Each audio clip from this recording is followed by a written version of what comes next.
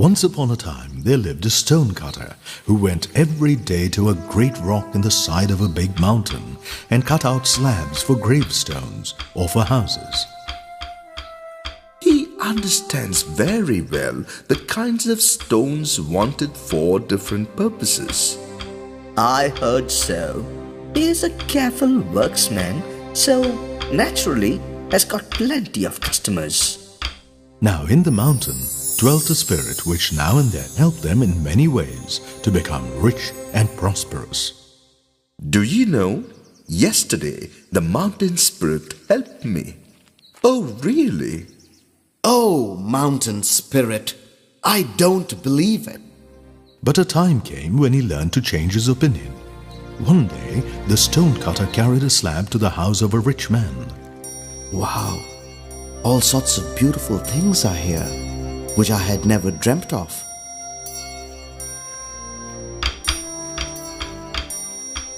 Oh, if only I were a rich man, I could sleep in a bed with silken curtains and golden tassels.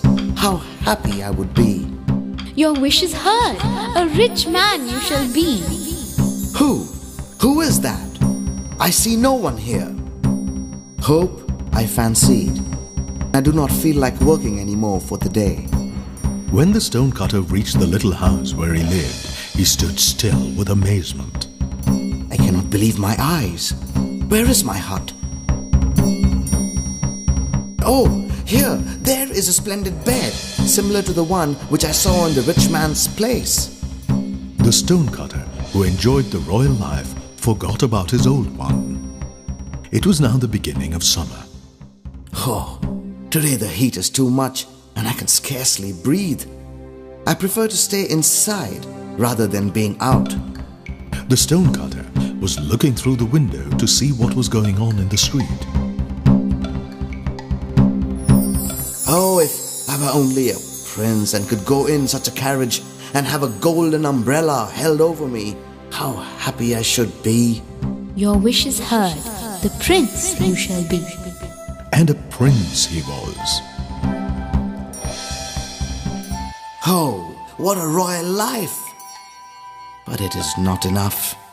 He looked around still for something to wish for, and when he saw that, in spite of the umbrella held over his head each day, his face grew browner and browner.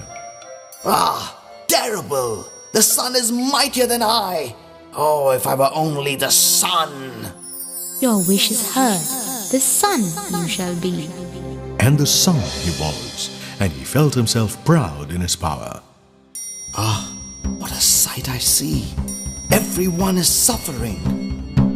But in a short time, he began to grow tired of his might, for there seemed nothing left for him to do.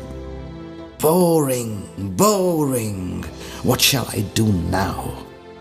Discontent once more filled his soul, and when a cloud covered his face and hid the earth from him. Does the cloud hold captive my rays and is mightier than I? Oh, I wish to be a cloud, as it is mightier than the sun. Your wish is heard. A cloud you shall be. And a cloud he was, and lay between the sun and the earth. He caught the sun's beams and held them, and to his joy the earth grew green again, and flowers blossomed. Ah, now the earth looks beautiful.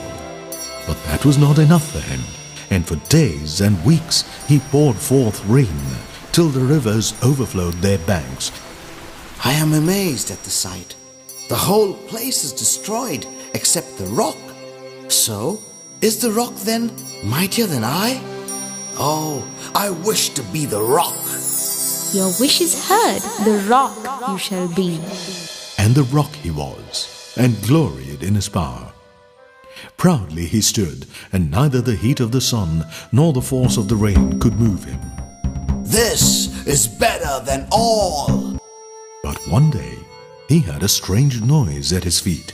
What noise is that? Let me look down. Oh, a stone cutter. What is he going to do with his tools?